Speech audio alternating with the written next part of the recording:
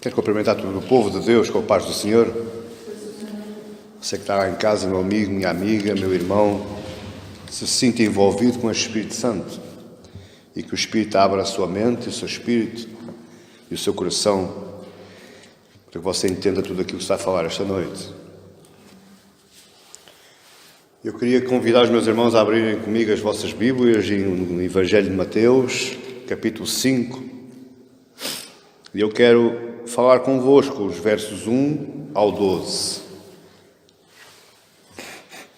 Versos 1 ao 12.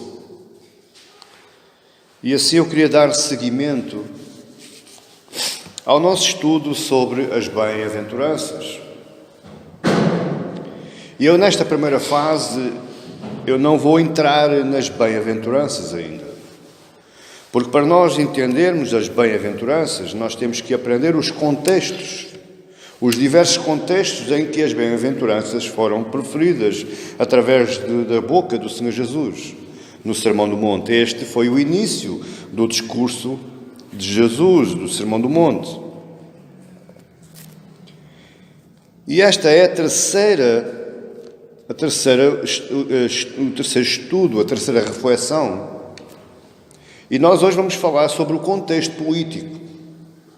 Qual o contexto político em que Jesus estava proferindo este discurso?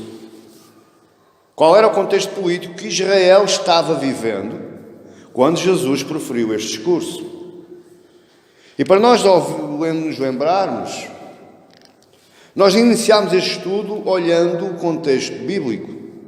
E no contexto bíblico nós fomos analisar entre o Antigo Testamento e o Novo Testamento o que é que quer dizer bem-aventurança, o que é bem-aventurança. E nós vimos que a palavra bem-aventurado, ele quer dizer feliz, muito feliz. E no grego a palavra bem-aventurado é Macário. E Macário nos traz uma ideia de uma felicidade que não existe neste lugar. Não existe neste espaço, neste cosmos. Macário quer dizer bem-aventurado, porque Deus é Macário. Vimos lá isso na última lição. Jesus é Macário, porque no Salmo, o salmista diz que bendito seja Deus, e o bendito seja Deus no grego é Macário. Vimos também que em Hebreus que ele falava que Jesus é abençoado, e a palavra abençoado para Jesus é Macário. Então nós, quando somos bem-aventurados, nós estamos usufruindo algo de Deus. Nós estamos partilhando, nós estamos nos apoderando de naturezas divinas, exclusivas de Deus. Isso é Macário. Isso é bem-aventurado. Na última mensagem, no último estudo, nós vimos o contexto temporal. E nós entendemos que nada no mundo, nada que este mundo nos possa oferecer, ele vai preencher o vazio da nossa alma. Você lembra-se que eu falei que nós podermos ter tudo o que há no mundo. Salomão tinha tudo. Mas mesmo assim ele diz, vaidade, vaidade, tudo é vaidade. Ou seja, tudo aquilo que eu tenho não consegue preencher o vazio que eu tenho na minha alma. Porque eu estou vazio de alma. Então nós entendemos que todas as riquezas do mundo não conseguem constituir um grau de felicidade. Isso é o contexto temporal. Porquê? Porque Jesus veio anunciar o reino dos céus. Então nós só vamos encontrar felicidade no reino dos céus. Eu quero lhe dar uma boa novidade hoje. Você que é cristão, você já faz parte do reino dos céus. Você já é cidadão do reino dos céus. Você já pertence à família do reino dos céus. Você já fala a língua do reino dos céus. E mais ainda, se provas não houvesse, você está carimbado, está selado pelo Espírito do reino dos céus.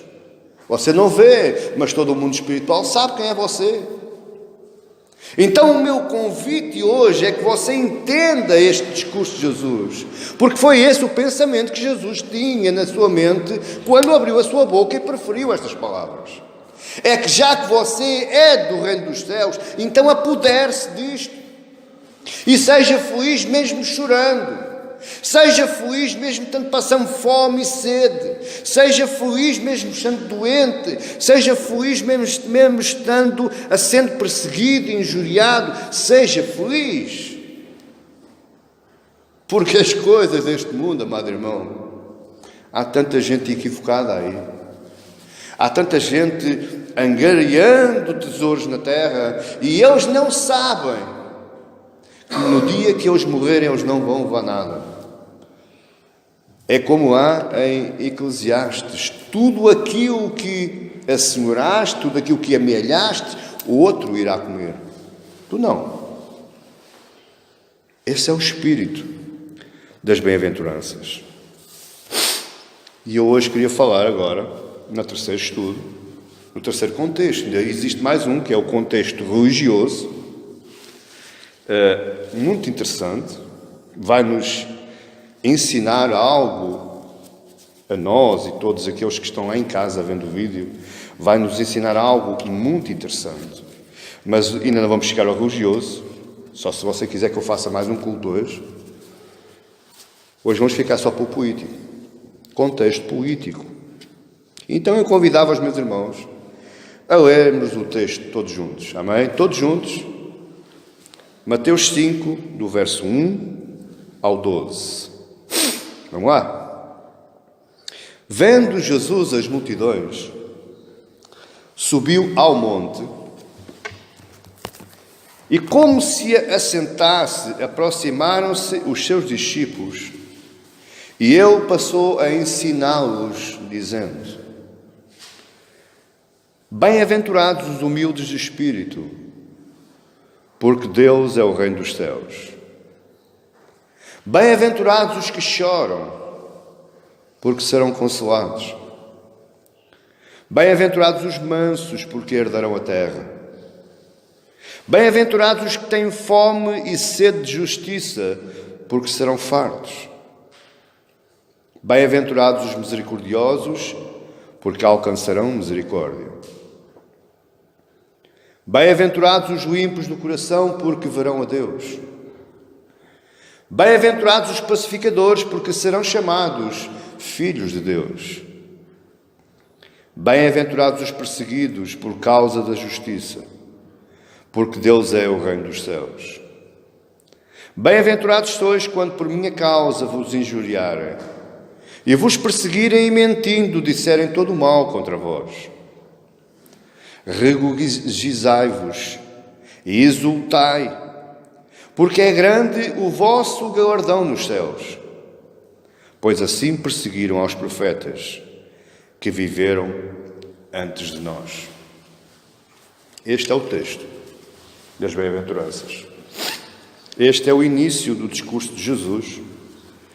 E eu vou lhe dizer uma coisa: ou Jesus era louco, ou ele era mesmo Deus. Porque ninguém, no seu perfeito juízo, querendo cativar a audiência, os ouvintes, ninguém vai começar com um discurso deste género. Felizes os que choram, os tristes, os perseguidos, os coitadinhos, os pobrezinhos. Esses é que são felizes. Não, Jesus, estás enganado. Tu tens é que puxar povo rico, povo que passe cheques. Tu tens é que puxar para dentro do teu contexto políticos influentes, governadores, diretores, gestores, esses, a nata da sociedade, esses é que interessam Jesus. Mas Jesus começa por os desprezados. Jesus começa por aqueles que não têm valor nenhum aos olhos do mundo. As bem-aventuranças, este discurso, elas alcançam todas as épocas geopolíticas até aos dias de hoje. Parece que Jesus estava pregando no ano 30 E depois começou, continuando pregando no século VI, e no século VII, e no século 1000, e no 1100, até chegar ao 2019. Porque este discurso, meu amado irmão, ele é atualíssimo. Este discurso está aqui, estas bem-aventuranças, este contexto político, ele é predominante, é patente e é latente até ao presente dia e à presente hora. Ele não se desatualiza, mas ele se vai atualizando. Existe alguns comentários, porque se você for a Lucas, capítulo 6, do 20 ao 23, se você quiser ir já só para tirarmos uma curiosidade, existe o mesmo discurso de Jesus. Aliás, são só estes dois evangelistas, Mateus e Lucas. Ora, Lucas capítulo 6, só que, capítulo 6, versos 20 a 23.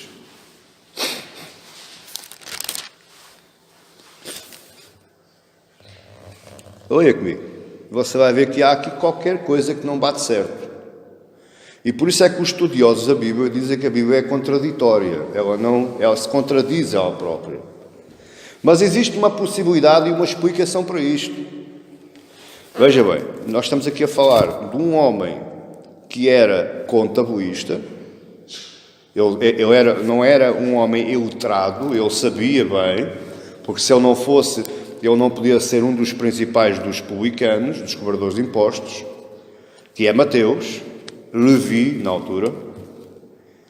E estamos a falar de outro homem que era cirurgião, neurocirurgião ou cirurgião. Era um homem da ciência, é um homem que sabia. Portanto, estes dois homens nunca se poderiam contradizer um ao outro, porque eles sabiam aquilo que estavam fazendo. Então, repare, Lucas 6, verso 20 ao 23 diz assim: Então, olhando ele para os seus discípulos, disse-lhes: Bem-aventurados vós, os pobres, porque vosso é o reino de Deus. Em Mateus ele diz: Bem-aventurados os humildes de espírito. Veja que começa aqui a aparecer algumas diferenças. No verso 21 diz: Bem-aventurados vós os que tendes fome, porque sereis fartos. Em Mateus diz: Bem-aventurados os humildes, os que tendes fome e sede de justiça. Não é a mesma coisa. Verso 21 ainda: Bem-aventurados vós os que agora chorais, porque haveis de rir. Em Mateus ele diz: Bem-aventurados os que choram, porque serão consolados. Parece que está aqui mais ou menos. Verso 22. Bem-aventurados sois quando os homens vos odiarem e quando vos expulsarem da sua companhia, vos injuriarem e rejeitarem o vosso nome como indigno por causa do Filho do Homem. Em Mateus é totalmente diferente, não tem nada a ver com este discurso. Verso 23. Regozijai-vos naquele dia e exultai. Naquele dia, que dia? Não é isso que Mateus está aqui dizendo. Mateus diz: regozijai-vos e exultai, porque grande é o vosso galardão no céu. Ou seja, você aqui vai ter que se alegrar e exultar, sabendo que você tem o galardão. Mas Lucas não diz isso. Lucas diz, porque naquele dia, parece que ele nos está levando somente para a alegria um dia. Você está entendendo isto? Por isso é que há muito que diz que a Bíblia se contradiz a ela própria. Vosso galardão no céu, pois dessa forma procederam seus pais com os profetas. Aqui diz: porque assim perseguiram aos profetas que vieram e que viveram antes de vós. Bom, olhando para esta situação, você diz-me assim: pastor, há uma contradição. Não, não há.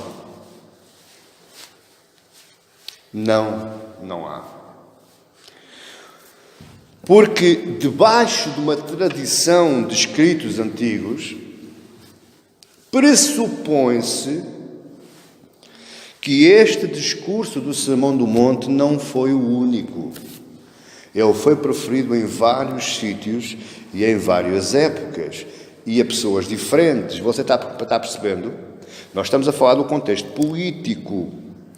Pode ser que aqui, em Mateus, lá nas bermas do mar da Galileia, lá no monte não sei das quantas, Jesus vai para ensinar os discípulos, vê a multidão, então inicia uma série de mensagens que todas elas, do 5 ao 7, todas elas falam de como você deve viver no reino dos céus.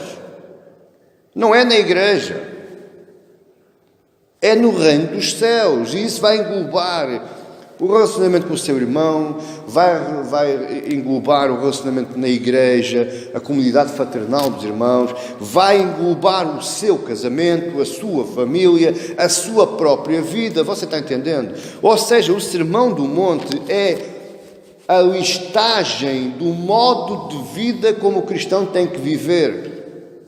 Agora, Lucas 6, Jesus está a falar com uma classe específica. Possivelmente numa cidade onde ele se encontrou pobres, desgraçados, mendigos, e havia cidades dessas. Havia cidades de escravos, havia cidades de soldados que tinham passado a idade, tinham chegado à reforma e ficavam naquelas cidades abandonadas. Possivelmente uma dessas foi onde Jesus pregou este discurso. Amém, igreja? Portanto, não pense que a Bíblia se contradiz ela própria. Ou não pense que estes homens são tolos que não sabem o que é que Jesus quis dizer. Não. Lucas 6 dá a entender que ele foi pregado numa outra ocasião, num outro lugar, para uma outra plateia, para um outro auditório. Mas voltemos a Mateus 5 novamente. Este discurso de Jesus, ele foi proferido num contexto específico da vida da nação de Israel. Nós temos estudado vários livros, estamos a estudar Malaquias, não penso que eu me esqueci de Malaquias, só que Malaquias não é assim tão fácil. Estamos a estudar Malaquias e vemos lá, por exemplo, em Malaquias, que o povo sai do cativeiro babilónico, do ano 500 e qualquer coisa, 530, e passa-se 100 anos e não acontece nada. O povo sai do cativeiro com uma promessa no seu coração. E as promessas estão lá em Ezequiel, em Isaías, em Jeremias. Só que 100 anos se passa e não acontece nada. Aparece o profeta Malaquias e começa a bater no povo, porque o povo estava se afastando, o povo não queria saber de Deus, não queria saber do culto, estava tratando da sua própria vida. Começa a bater nos sacerdotes porque eles estavam desmotivando, fazendo as coisas de qualquer forma. E aí Deus acaba o livro de Malaquias dizendo: eis que vos enviarei o profeta Elias. Isso está lá em Malaquias 4, versos 5 e 6. Ora bem, a partir dos versos do capítulo 4, versos 5 e 6 de Malaquias, Deus cala-se. Existe o silêncio. O período intertestamentário. O período de silêncio de Deus. 4 semanas. Não foi, não. Foi 4 meses. Não. Anos? Também não. Foram 400 anos que Deus esteve calado. E o povo de Israel, eles foram à sua vida. Eles inventaram novas leis. Eles destrincharam as leis de Moisés. Eles inventaram novas classes religiosas, a saber, fariseus, saduceus, essénios e os zelotes. 4 classes religiosas diferentes daquilo que Deus tinha instituído lá atrás. Até aqui você está a entender? Mas o povo de Israel estava na altura e ainda está hoje à espera do Messias prometido por os grandes profetas. E quando Jesus chega ao seu período da sua obra na terra, ele começa falando algo que era estranho aos fariseus e aos escribas, fala estranho ao povo judeu, e eles diziam: mas que homem é este? Que autoridade no seu ensino, que nem os escribas. E isso começou a mexer com o coração de Israel. E Israel começou a pensar: bom, é este o líder. Só que, meu amado irmão, o coração é enganoso. E nós, as nossas aspirações, sejamos honestos, por favor. Porque as nossas aspirações nunca é para benefício do reino de Deus ou do reino dos céus. As nossas aspirações é para nosso próprio benefício, para o nosso próprio bem-estar, para a nossa própria felicidade. E Jesus desconstrói tudo. O sonho messiânico de Israel não é, porque o reino dos céus chegou, mas o reino de Deus não. Porque Jesus não veio instituir o reino de Deus aqui nesta terra. Nem veio, nem vai. Porque quando o reino de Deus for instituído nesta terra, já esta terra passou. Tudo foi destruído e novos céus, nova terra foi criado, você está entendendo? Só depois dos novos céus e da nova terra, então aí sim, é que o reino de Deus é estabelecido na terra para todo o sempre. Ora, para nós entendermos porque é que Jesus nunca fala em reino de Deus. Porque Jesus, se falasse em reino de Deus, aquilo batia nas orelhas dos judeus e disseram: não, este é que é o rei. Porque ele veio instituir um reino. Ele veio instituir uma política económica, ele veio instituir uma política religiosa, ele veio instituir exércitos para combater a oposição e a potência romana. E Jesus disse: não. Vocês estão todos enganados. Eu não vim instituir o meu reino, o reino do meu Pai neste mundo. Eu vim anunciar o reino dos céus, que é totalmente diferente do reino de Deus. Quando Jesus começou o seu ministério, tudo aquilo que Jesus ensinou, e você veja lá atrás, em Marcos, em Mateus, em Lucas, e uma parte também em João, quando Jesus começou a exercer o seu ministério, o povo afluía. Porquê? Porque gostava daquilo que Jesus falava e gostava dos milagres. O povo nunca foi porque Jesus era Jesus. O povo sempre foi por causa do bem-estar que Jesus proporcionava. E agora pergunto, é algo diferente hoje? Hoje? Muitos de nós, amados irmãos, vamos à igreja por causa do bem-estar que a palavra de Deus nos proporciona. Mas não vamos para aí por causa do quem fala. Não é diferente. E daí porque ele começa com este discurso. Começa o seu discurso com este texto. Ou seja, se vocês vão pensar que eu vos vou massagear o coração, o ego, se vocês estão pensando que eu vos vou exaltá-los no vosso orgulho, enganem-se. Porque eu vou-vos trazer uma solução para a vossa vida, para a qual, para vocês conseguirem se apoderar dela, vocês vão ter que caminhar. Vocês vão ter que palmear. Não vai ser fácil. Ele vai dizer: o meu reino não é deste mundo. Mas, em contrapartida, ele nos versos no 13 e no 10, ele vai dizer que o reino dos céus é do cristão. O reino dele não é desta terra, mas o reino dos céus é nosso. Então, eu vou-lhe já dar um conselho. Começa a apoderar do reino dos céus, por favor.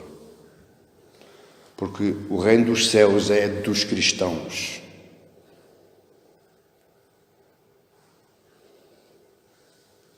Você sabe porque é que os cristãos... Já estou fugindo outra vez. Isto é normal. Mas você sabe porque é que os cristãos andam avidamente à busca de coisas boas? Por causa dos muçulmanos. Pastor... Sabe como é que é possível os muçulmanos brigarem com os cristãos se os cristãos hoje são fruto dos muçulmanos? Pastor, estamos... Que heresias você está dizendo? Sério? Quem é que inventou a história das 1001 noites? Nas Arábias. As noites românticas à luz das estrelas cadentes. E a vida é todo um mar de rosas. Quem é que inventou? Os muçulmanos. Quem é que se apoderou dessas histórias? Os cristãos.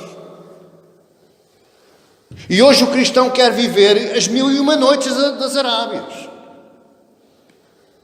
Mas não quer viver o deserto a caminho da terra de Canaã. Hoje o cristão quer viver o oásis das histórias arábicas. Mas não quer caminhar até à rocha que está fendida e que verte água. A água que tira a sede, que mata a sede. Está a entender? Esta é a felicidade que o cristão quer. É a felicidade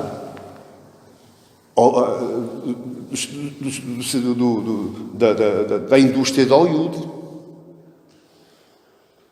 Que é o Alibaba e os 40 ladrões, e depois vem lá a princesa e casam, porque o gênio, ele roçou na lâmpada e o gênio lhe deu-lhe 3 desejos e ele foi feliz para sempre. Essa é a vida do cristão hoje. Porquê? Porque o cristão não quer se apegar, apossar à realidade e pensar que ele deve se apegar ao reino dos céus, que não é deste reino, que não é desta terra. Compreende agora porque é que nós vivemos infelizes? Porque tudo se esvanece exatamente igual ao fumo da lâmpada de Aladino. Todos os nossos filmes de Hollywood que nós fizemos nas nossas mentes, nos sonhos que nós programamos, os sonhos das 1001 noites, tudo isso se esfuma. Porque já Jesus diz, aqui tudo é passageiro. Lemos Isaías 55, lembra-se? Que só a única coisa que não passa é a palavra dele. Os céus e a terra vão passar, mas a sua palavra vai permanecer. Então, meu amado irmão, você quer a felicidade que vem do alto? Agarre-se à palavra. Leia a palavra. Apodere-se da palavra. Pastor, você fala assim, parece que você é um homem sempre feliz. Você parece estar imune, está numa bolha que nada o afeta. Não, é mentira. Eu também choro, eu também lá vou abaixo de vez em quando. E é mais os quantos do que as vezes. Mas uma coisa é certa, meu amado irmão. O nosso trajeto, ele é um trajeto progressivo. Nós não compramos um bilhete da felicidade no dia que aceitamos a Cristo. Nós não compramos uma 1001 noites no dia que aceitamos a Cristo. Nós compramos uma batalha. Nós compramos um caminho para caminhar. E Jesus não está aqui dizendo o caminho. Queres ser feliz? Chora. Queres ser feliz? Passa fome. Queres ser feliz? Cancro. Agora, muitos filipenses se admiraram quando Paulo diz: das minhas prisões e cadeias proveio ou contribuiu para o avanço do reino dos céus, novamente. Pastor, Paulo era louco. Paulo era um maníaco. Paulo gostava de sofrer. Sério? Não, Paulo sabia o que era a verdadeira felicidade vem do alto. Paulo sabia e dizia que todas as coisas que eu tinha, agora considero-as como esterco. Você pensa que Paulo não tinha tudo que era bom? Tinha. E ele diz, tudo o que eu tinha agora considero como esterco, porque para mim agora o viver é Cristo e o morrer é lucro. E era isto que os judeus estavam pensando. Que Jesus, aquele Jesus de Nazaré, estava ungido, escolhido por Deus, para agora chegar a Jerusalém e desconstruir todo o Império Romano, desconstruir toda a possessão religiosa e restaurar de novo Israel, de forma que ele se tornasse a maior nação lá e no mundo inteiro. Só que Jesus não veio fazer nada disso. Quer ver o que é que Jesus disse a Pilatos? Em João 18, capítulo 18, ele diz assim, a partir do verso 33. Tornou, pois, a entrar Pilatos na audiência e chamou a Jesus e disse-lhe, tu és o rei dos judeus? Respondeu-lhe Jesus, tu dizes isso de ti mesmo? Ou disseram-te outros antes de mim? Ou seja, o que Jesus estava perguntando a ele, Pilatos, é isso que tu acreditas ou disseram-te? Pilatos respondeu, porventura sou eu judeu? A tua nação e os principais dos sacerdotes entregaram-te a mim. O que é que tu fizeste, Jesus? Respondeu-lhe Jesus, o meu reino não é deste mundo. Pilatos, tu estás a pensar que eu vou armar guerra contra ti? Esquece. Pilatos, tu estás a pensar que eu vou organizar um exército para lutar contra Roma? Esquece. Porque este aqui não me interessa para nada.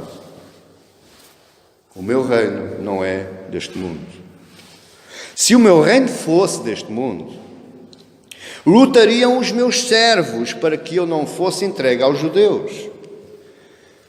Mas agora, o meu reino não é daqui. Disse-lhe, pois, Pilatos, logo tu és o rei. Estás-me a dizer que tens um reino que não é daqui, então tu és rei. Jesus respondeu, tu dizes que eu sou rei. Olha que não fui eu que disse, foste tu é que dissestes, tu é que falastes. Eu para isso nasci e para isso vim ao mundo, a fim de dar testemunho da verdade. E aqui está o ponto. Todo aquele que é da verdade ouve a minha voz. O que é que Jesus estava dizendo aqui? Para que eu vim para dar testemunho da verdade e todo aquele que é da verdade ouve a minha voz.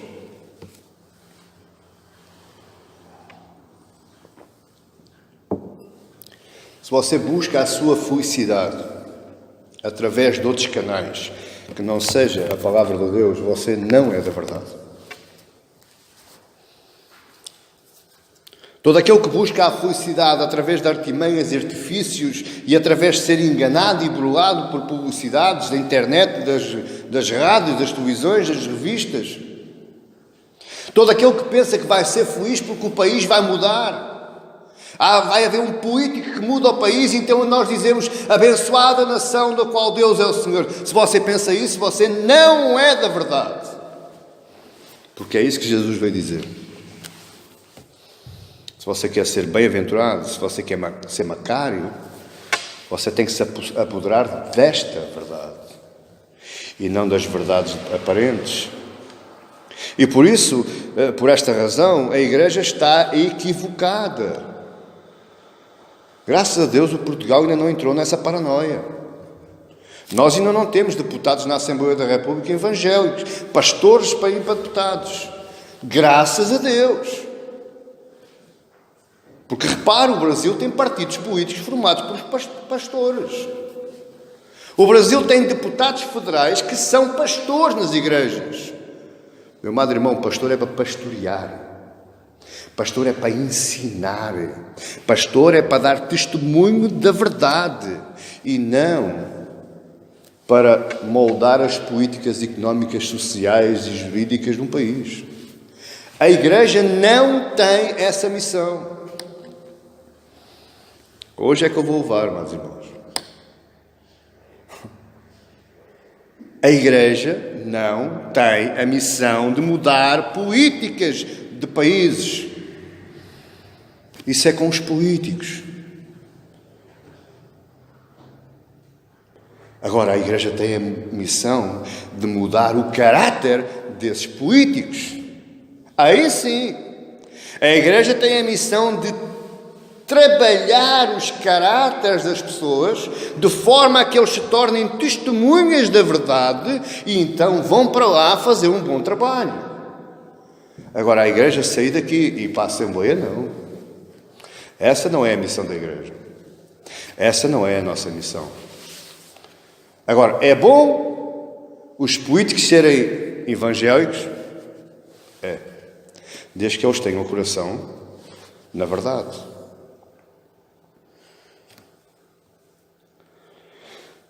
Por que é que eu estou falando isto? Que conjuntura tem isto com o texto?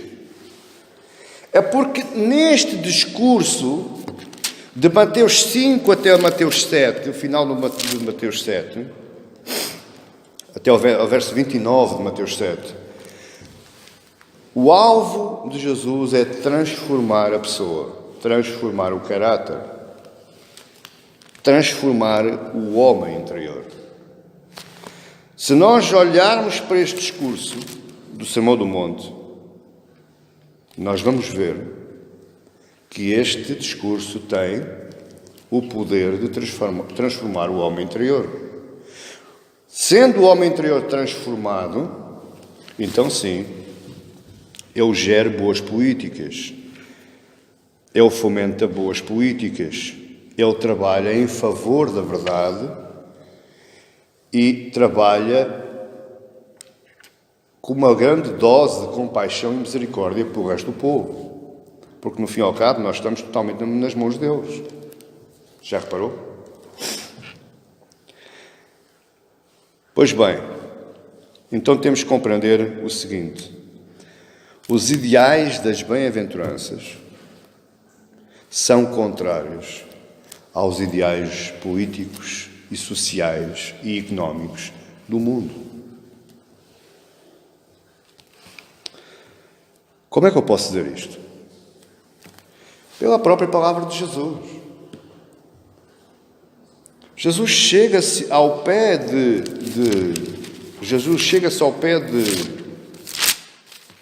dos discípulos.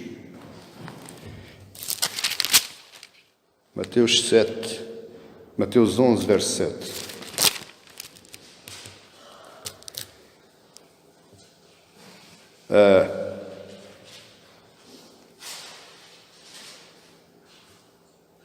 E ele pergunta, sabes quem era João Batista? Sabes quem era o maior homem? Sabes quem é o maior homem? O maior homem é João Batista. Agora olhe para mim. Jesus devia estar louco também. Porque João Batista era um escênico.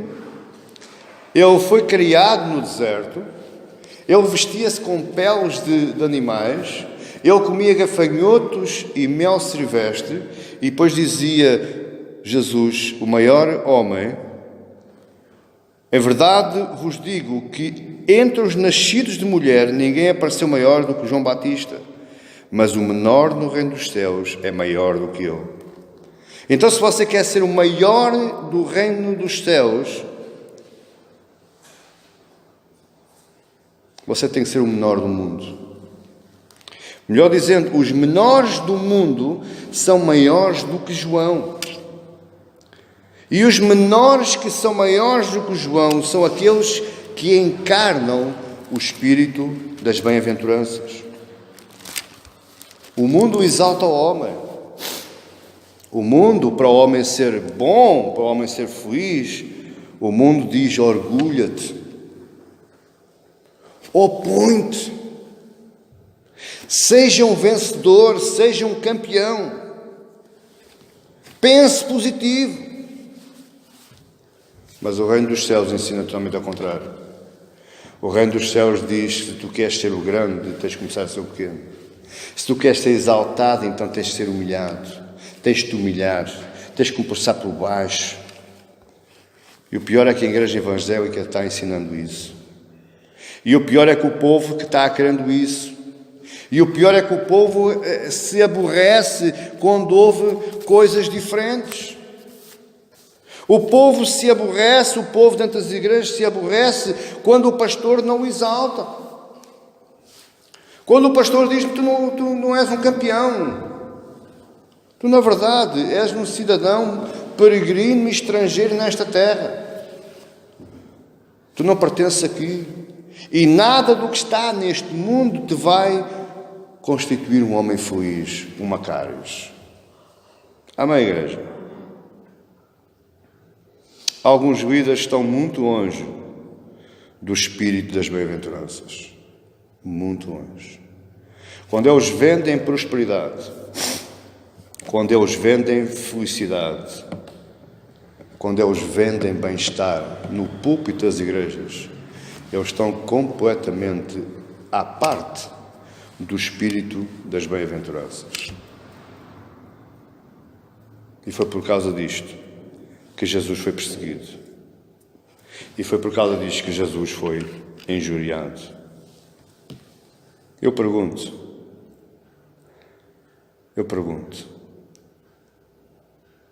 onde é que estão os homens de quem as bem-aventuranças falam? Onde é que estão estes bem-aventurados? Os humildes, os que choram, os mansos, os que têm fome? Onde estão hoje? Onde estão aqueles que querem encarnar o espírito das bem-aventuranças? Onde estão? E a segunda pergunta é, se você não os encontra, como é que você quer ver o reino de Deus na terra? Ou, melhor dizendo, se você não encontra esses homens, como é que você quer usufruir do reino de Deus aqui nesta terra?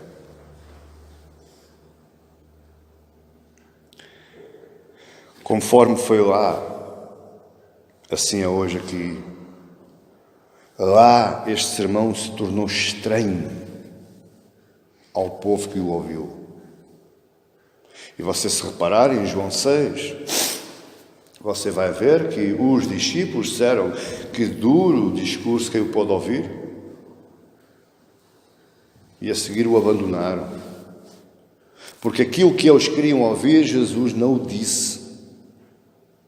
O pior é que aquilo que o povo quer ouvir, os pastores estão dizendo.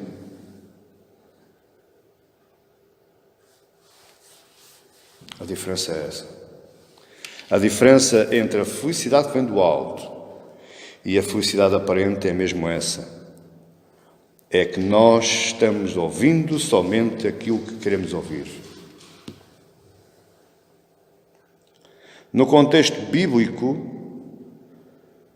Jesus desconstrói a ideia política que o povo estava desejando. No contexto atual, no nosso contexto, Jesus está desconstruindo a ideia de felicidade e prosperidade que os homens procuram e que os homens fomentam. Se você está procurando felicidade, ela está aqui, neste texto. Ela está aí na sua mão. Amém, igreja? Eu queria terminar convidando-vos para nós lermos novamente, para nós ficarmos no nosso coração estas palavras, do 3 ao 12. Bem-aventurados os humildes de espírito, porque Deus é o reino dos céus. Bem-aventurados os que choram, porque serão consolados. Bem-aventurados os mansos, porque herdarão a terra. Bem-aventurados os que têm fome e sede de justiça, porque serão fartos. Bem-aventurados os misericordiosos, porque alcançarão misericórdia. Bem-aventurados os ímpios de coração, porque verão a Deus. Bem-aventurados os pacificadores, porque serão chamados filhos de Deus. Bem-aventurados os perseguidos por causa da justiça, porque Deus é o reino dos céus. Bem-aventurados sois quando por minha causa vos injuriarem e vos perseguirem mentindo, disserem todo o mal contra vós. Regozijai-vos e exultai, porque é grande o vosso galardão nos céus, pois assim perseguiram aos profetas que viveram antes de vós. A minha oração é que Deus vos abençoe com o espírito das bem-aventuranças. A minha oração é que Deus vos abra o coração de tal forma que você comece a desejar ser um bem-aventurado nesta forma. Que você comece a desejar ser um macário, um verdadeiro cidadão do reino dos céus. Essa é a minha oração. E quando chegarmos às bem-aventuranças propriamente ditas, você vai começando a entender a razão destes contextos serem importantes de nós aprendermos. Amém, igreja? Que Deus os abençoe em nome de Jesus.